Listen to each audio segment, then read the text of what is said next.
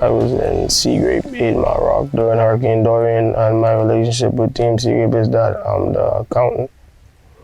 And approximately how long have you been on this assignment? This particular assignment or managing with Team Seagrape? With Team Seagrape. I'd say about 1 year and 6 months. Yeah, it's a substantial amount of time. The project is only about 18 months old. Yes, ma'am. Right, so it started right in the wake of Hurricane Dorian. So, I mean, like I said, Dad, your little youth is on your side, right? And so you, even so, every Grand Bahamian at this point of a certain age has endured at least a handful of hurricanes. Is there any hurricane prior to Hurricane Dorian that stands out in your mind? Yeah, Hurricane Matthew. Yeah, and so why is that? Why does Matthew stand out in your mind? I mean, well, from the hurricanes that I experienced, aside from Hurricane Dorian, Hurricane Matthew was second to none. Yeah, it's damage to the entire island was considerable, though probably not quite as much as Hurricane Dorian, but I do believe that its damage to Seagrape and to the Western District, 8 Mile Rock, etc., was more extensive. Could you describe what the damages of Matthew were to Seagrape? Oh, well, mainly it was the houses being blown down, trees. Some people couldn't even make it out of their yards, couldn't come out of their houses because they were completely covered by bushes and trees. So how did that compare in the wake of Hurricane Dorian? Like, as a person from the 8 Mile Rock community, in the days immediately after Dorian, you were fortunately spared extensive damage. I don't think that there was any recorded loss of life in your community. So you come out of the house, and then what do you do? Okay, so we just, for the days, we were just helping people, me and a couple of my friends, family, helping people get their yards back together, helping people any way we can, getting water for them, trying to get some food, whatever we could do. Can you describe the importance of water in the days immediately following Dorian? Well, it was very important because it wasn't really anywhere to get any water. If you did not pump or well, it was just nothing, and the water was completely salt. There wasn't really any running water. What was your experience with one, helping, and two, being helped? In the aftermath of Hurricane Dorian, there was a lot of, I guess, planning for unrest or for violence. I mean, did you see or experience any of that, or were people pretty orderly? I mean, well, at first everybody was really depressed. Everybody was really sad. Yeah, you had a lot of depression and sadness throughout the community because really everybody really lost about everything in that storm. So it just was really helping everybody to stay intact, keep their minds together.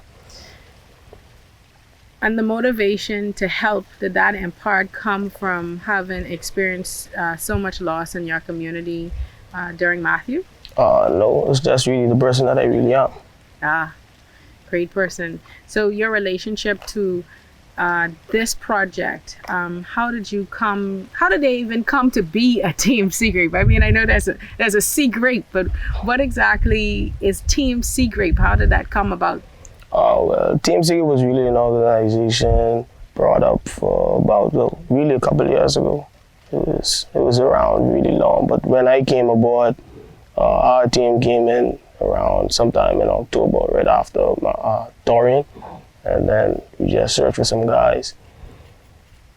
So how did you guys, so what would you say is the primary function then of Team Seagrape? Was this just, or not merely, but in a sense, was this mostly about community spirit, community help?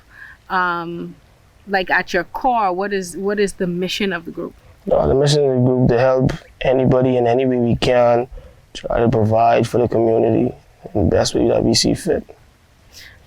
And in the aftermath of Dorian, the best way that you guys saw fit, at least on a large scale level, was to help the people of Sweetens Key. Tell me what it was like your first time coming to the Key after Dorian. Had you been here before? No, I never went to Sweetens Key until after Dorian. So the boat pulls up, and then what? Okay, boat pulls up, we up off, looking around, looking at everything. It really isn't anything to look at because all the houses and everything was really destroyed. Then we walk down, okay, we come down, living accommodations. Okay, well, we're in the church. Wow, all right. So now we gotta set up, try and make things see fit. Scope out, see what is what, see what we can get done, try to scavenge anything we can, like for water and other stuff that we hadn't brought. How do you compartmentalize, I guess, seeing so much devastation? Like, where do you put that and decide, instead of feeling helpless or hopeless, to find something constructive to do? What do you do with your feelings, which of course is not something that men typically want to talk about. Black men typically don't feel that they have the liberty to talk about, because you can't feel, because life is so hard and so heavy, you have to just kind of push that away. But I mean, is that in a sense what you do? You just push it away? Yeah, I just set aside everything and just get what we have to get done, just help what we can help, and just make everything better for everybody. The initial cohort group of Team Seagrape would be about how many? And men? Is it exclusively men? Exclusively just men. Woman carpenters? No. I'm sure there's a woman who gets with some nails out there, Come on. Let me ask you this, because that raises an interesting point, which is that not all of the men on Team Seagrape who work on this particular project were skilled laborers prior to this job, right? No.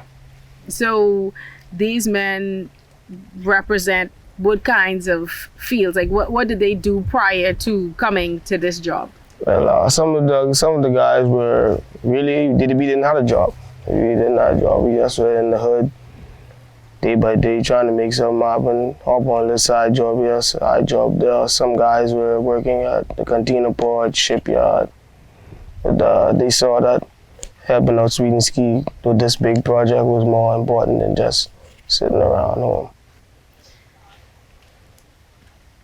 So of those guys, I would imagine that you probably are a little younger than they are, mostly. Yeah, really younger than they are. And so of the men represented in this project, are they mostly men with families, with children, with significant others or spouses? The majority of them. So your schedule is what exactly? You come to the Key and you stay here for how long? Okay, we stay for 2 weeks, about 12 days, 13 days. Okay. But then every Sunday we take off, and every other 2 weeks we go home for about 2 days. Wow. And so how is that for the men generally to be away from their families for so long, and for you personally? Well, some of the guys, they really don't like it. Yeah, it's really hard for them being away from their families, not being able to see their kids and stuff. I mean, me personally, it hurts me too, because I know I have my mom, my sister, my little niece, and everybody else who they like to see me. They worry about me when they don't see me for so long. So I would suppose, though, there has to also be a measure of pride that they feel, knowing that you're doing something that is so important for so many other people. Yeah, they really do. Yeah. So what is morale like then? You say it's a little hard, or a lot hard. I would imagine life on Sweet and Ski is, even prior to Hurricane Dorian, was a little slow and not everybody's cup of tea, right? And it is community based, and I think that maybe the members from Team Seagrape and Sweet and Key residents have that in common, like that close-knit community where everybody pretty much knows everyone. It's very likely that in some way eventually you are related to everyone. So that, I think, is a quality that you might enjoy, but it is slow. It is quaint. I mean, that's no exaggeration. So what do you guys do to keep your morale up? We just really, how we see it, we look at it as a time to just get away from everything, from all that, as far as like partying and doing all that other stuff, just You see it as vacation. And so, when you're not on how long do you work at the site, by the way? We work from 7 to 5. From 7 to 5. And so, in that off time, are you just kind of doing the typical Bahamian thing, which is basically talking stories, cracking jokes, redding each other up? I mean, bunch of guys, no women. So I mean, what is it that you do in your off time? Well, we mainly, like you said, we crack jokes, get off with each other. Some guys would have to do chores, like we'd be around making sure the yard's cleaned up, washing out clothes, or some guys go fishing on the boat sometime, catch a meal for everyone, buy some conch, play some dominoes, let's get off. That doesn't sound too bad, actually. I don't know about it in perpetuity, like, week after week, month after one, but for a little while, that seems pretty good. And what has been the reception of, because, of course, the people of Sweetens Key are on Sweetens Key, and, some people have, of course, for various reasons, left the key. I think most of them temporarily, but what has been their reception of Team Seagrape? Well, they see everybody. They see it as they see it as a blessing, actually, for a group of people to come and help them out. And really, no one really looked on them. Yes, I think that the general consensus of most Grand Bahamians during Hurricane Dorian was, one, we couldn't believe that the people of Sweetens Key, some of them had stayed on Sweetens Key, and two, we had believed that, had anyone stayed, they must have been lost, which fortunately was not the case. Have you had an opportunity to speak with any of the survivors who rode out Dorian on this key about what that was like? And if so, what did they say about it? Yeah, I spoke to one of them. They call him AJ. I don't really know his real name. They said it was really something that they shouldn't have done, because, well, they stayed in a 2-story house a little ways down the road. They said the water was coming about almost to the roof inside though. So at the roof of the 2nd story? Yeah, almost. Wow. So they were in there. They were saying that some of them, they had to swim down the road to grab like some children and stuff, going through the water, just trying to make sure everybody's all right, get everybody together. It's not really devastating. Yeah, a really terrible experience. Something. It's a story to tell, but it definitely is traumatic in lots of ways. I'm certain that the presence of you and other members of Team Seagrape here give them some sense of hope and some sense of extended community, that they're not in it alone, right? Because here you are. Yes, ma'am. What would you say then is the very best thing about being a part of this project? Well, sharpening my skills, because when I was in high school, I used to do carpentry, but I didn't really get the full hands-on on what I was doing. So now I get a chance to sharpen my skills, learn more better about a trade. As I understand it, you guys are organized with leaders in different areas who may be themselves master carpenters, master, masons, or whatever it is in their fields, and they have a responsibility of kind of like apprenticing you on the job, teaching you certain skills. Yes, ma'am. And so how has that been, just the experience of being able to see someone who knows how to do something well teach you how to do it, but also with the knowledge that, hey, I kind of need to get this right, because these people need their homes. Yeah. So well, with us doing that, they really put their all into it. They really put their all in there for helping us better what we do, showing us the right way, showing us the easy way, showing us the hard way. Wow, I think that one of the best gifts, perhaps, of your involvement in this project is that you are so young, and that we hope, of course, that we never face anything like this again. But the experience that you have been able to glean from this, you'll be able to take into your whole life, across your whole lifetime. Yes, sir. And so one day you won't be, what is your nickname on the project? Lil Cartel. Lil Cartel. You'll be the big cartel, right? Yes, sir. So in essence, you'll be the Jimmy Smith of the project. Now, Mr. Smith is not going to get on camera, but can you tell us a little bit about your relationship with him and his relationship to this project? Well, my relationship with Mr. Smith is that, well, he's the boss, you know? And with this project... Are you just saying that because you're on camera? No. Okay. He really is the boss. He is the boss. Okay, the big cartel, okay. All right, so with us, to this project, he's a wow, well, I can't even explain it. He's a tremendous help to this project, making sure that we get up on time, making sure that we do what we have to do, keeping everything intact, making sure that we have what we have on time, such as water, eating, material, make sure that everything just keeps going, the ball keeps rolling. I would imagine that would be a little bit of a logistical nightmare. I mean, how is it managed? It's a small key, and so basically everything that you need, everything that you want, you have to bring to the key, right? So that would include food, water, all of your building supplies. So in the early days when Sweeten's Key was kind of given up, it's almost like no one did anything for too long a while. I'm certain, at least it may have felt like an eternity to Sweeten's Key residents. Team Seagrape came in. So how were you able to bring those things in before everyone else rose to the cause? You were here, so I mean, how did you get here? How did you do what you were able to do?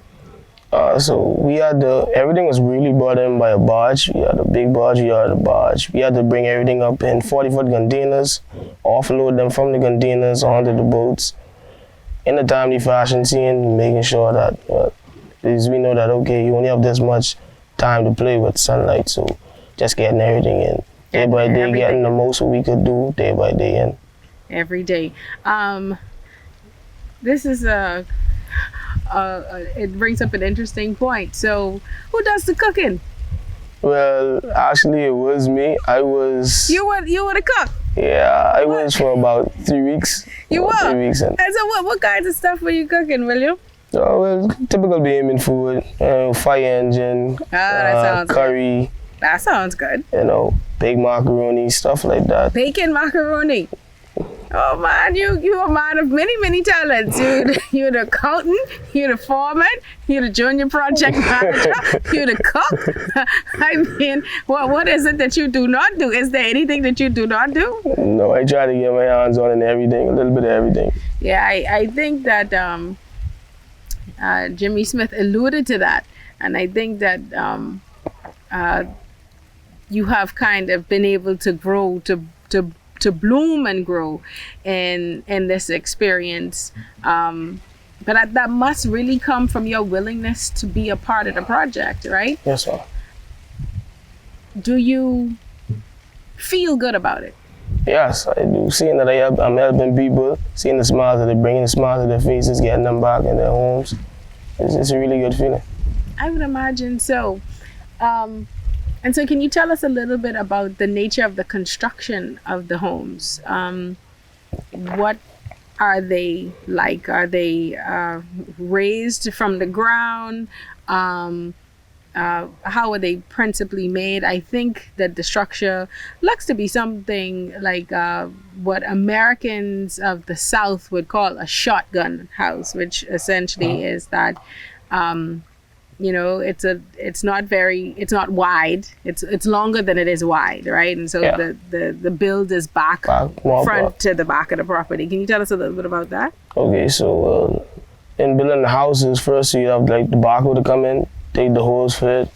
We got steel man, he ties the steel, we set the steels in, build up the form around it. Then we have to pour that. We have to sit about 3 to 4 days just to make sure that the concrete is solid. Remove the form. Then pretty much from there we go off with building the walls with 2x6. That'd be the exterior, throw those up. Throw up the interior walls, build with 2x4. Then we go around to building the roof, building the truss. Put that on. Head on to putting up the T111 work around the house, making sure that's solid. Then we put up some plywood on top of the roof, nail those down, peel and stick the roof, make sure it's really sealed and secured so that no leaks or any rain could get in, no wetness to the wood.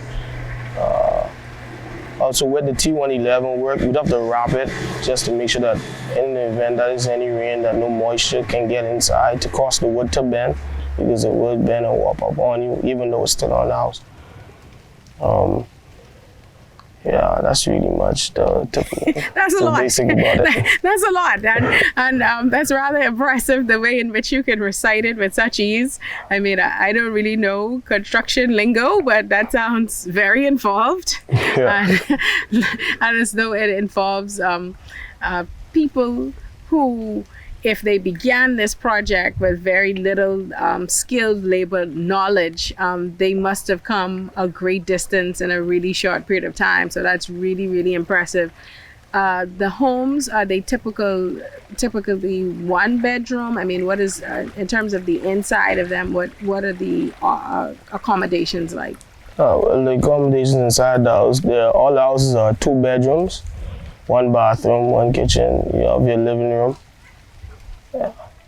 And do Sweetens Key residents seem pretty happy about that? Yeah, they really are. They really are. Coming back to the Key, you have some people come back to the Key and seeing the houses being repaired, bringing their tears to their eyes, which bringing warm to our hearts, you know? Sure.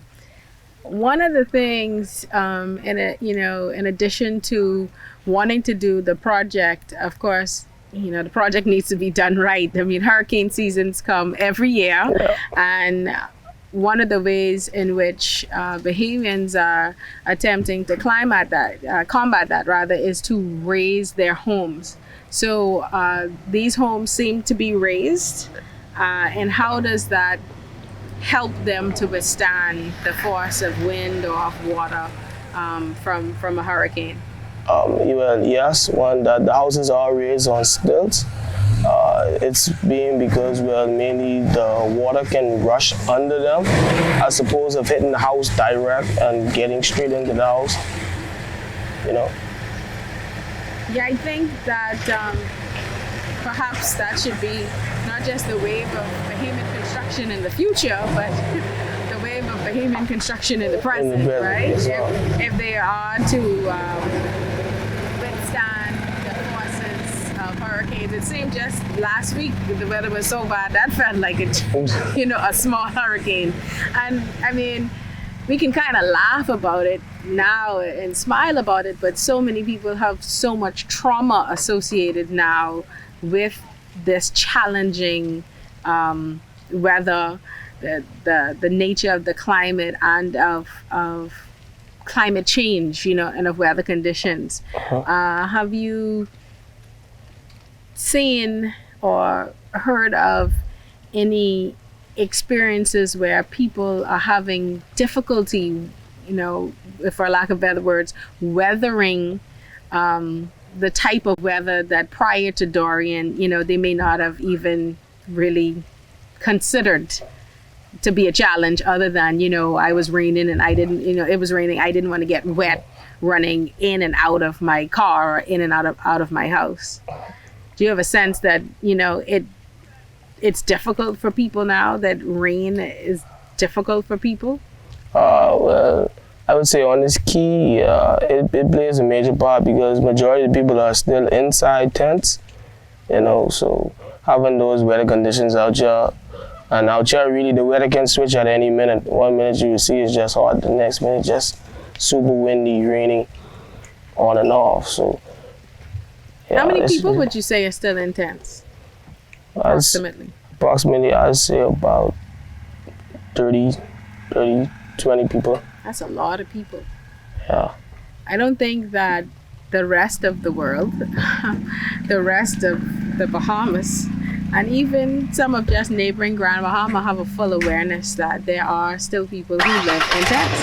No, they really don't. They really don't, I mean, I don't really know about why they didn't really come over to Sweetens Key to really see what's going on, because from the information that the people gave us, it wasn't really anybody came out here to help them, It's like they just threw them under the bus, just left them out. Yeah, I could see how, these conditions would be really, really challenging, not just physically, but, mentally and emotionally, would be challenging to the residents of the Key. You talk a little bit about living in tents. I see that your accommodations are basically a mixture of a church building and what appears to be a fairly large tent.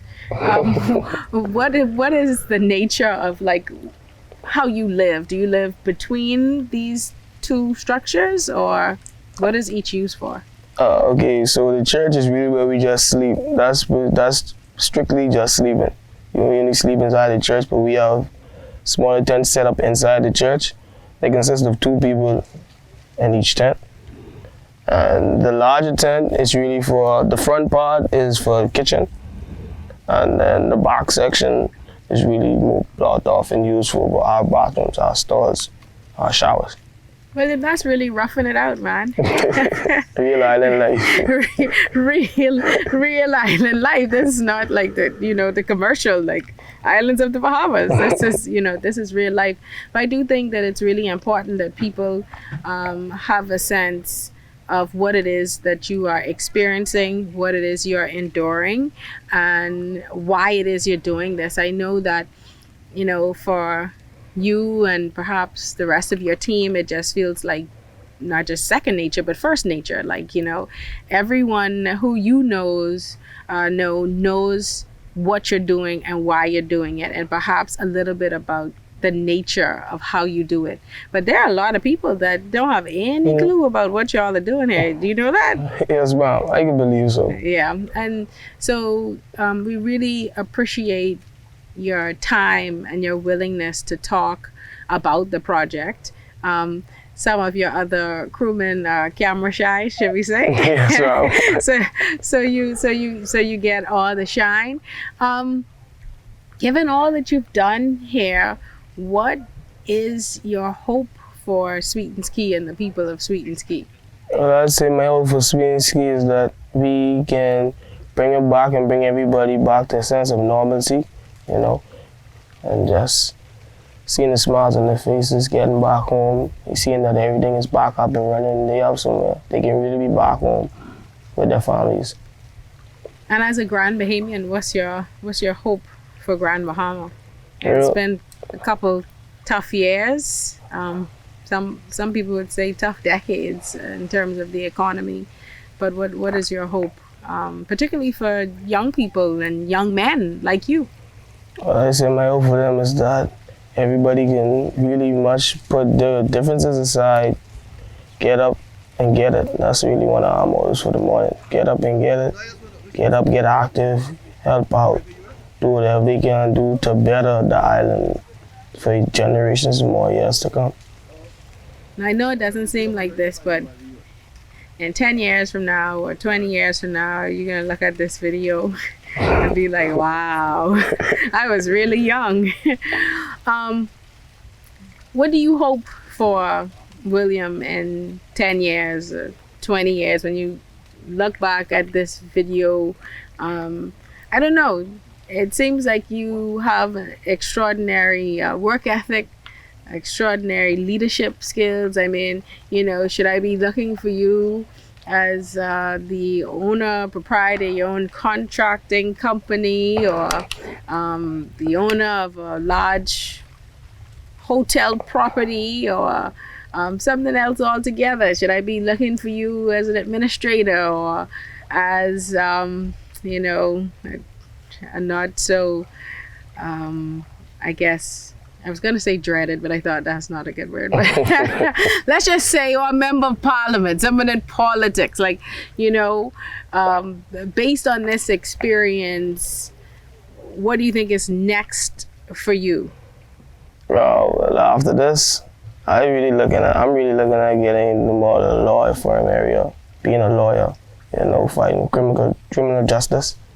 And what else? William, I can't just let you be in criminal justice. You you got too much skill set. You got to do criminal justice. I need something else. You know how many men don't know how to strike a nail, and you're telling me all you could do is either keep people out of jail or put them in there. I mean, that's important. Don't get me wrong, but you seem like a natural in this environment, and so I do hope that the knowledge that you have of hurricane disaster relief and and rebuilding, that you're able to take that into the next phase of your life. And maybe that will be as a lawyer and something else, or maybe something else entirely. But we'll look at this video and remember this great day and the great work that you and the rest of your crew are doing. Do you have any favorites of the crew? No, Mom, I look at everybody the same. Nothing you're willing to say on record. I think that's what it is. It's not like I asked you who gave you the hardest time, because I knew you weren't going to tell me that. Is there anyone in particular other than Jimmy Smith who stands out in your mind as having shepherded you in some way or taught you something or some things that will remain with you? Yes, that would be two lead carpenters. One's name is Johnny Battered. I call him Baldy. Baldy, okay. And then the next one is Kendall Fowler. We call him G-String. G-String. Baldy and G-String. And Mr. G-String. Sorry, Mr. G-String. And what have Baldy and Mr. G-String, what have they taught you or translated to you that you will never be able to forget? That one, it doesn't matter. You don't never have to worry about what you're making or watching anybody else. You just have to get it right with yourself. Do it for you. Don't worry about anything else. Well, we are just so happy that you have gotten it right, that you're getting it right, and that you're not only doing it for you, you're doing it for the many, many grateful people who will be the beneficiaries of this work that you do today and for generations to come. So thank you. Yes, ma'am. Interview by Dr. Crystal A. deGregory, April 2021. Funding for this interview was provided by the International Organization for Migration Bahamas. Dorian and Beyond, battered but not broken. For more information, please visit us online at www.dorianandbeyond.org.